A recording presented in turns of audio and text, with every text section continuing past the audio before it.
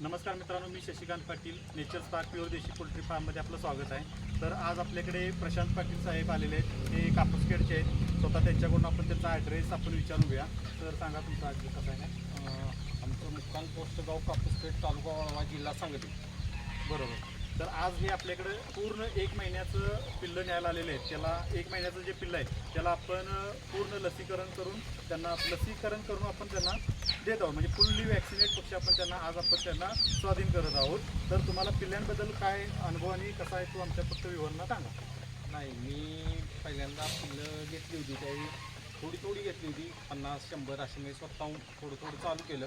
पण प्युअर गावरांमध्ये मला इंटरेस्ट वाटला म्हणून मी ह्याच्याकडून पिल्लं मला. आणि एक गोष्ट अशी आम्हाला विचारायची आहे की ही देशी पिल्लं आहेत असं तुम्हाला वाटते का? खात्री वाटते का ही पिल्लं देशी प्युअर देशी आहेत? प्युअर देशी आहे. तर स्वतःहून हे केलेलं आहे. बरोबर.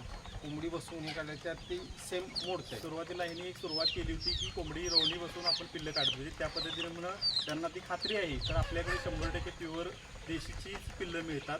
त्यामुळे कुणाला लागत असेल तर तुम्ही मला कॉन्टॅक्ट करा. धन्यवाद.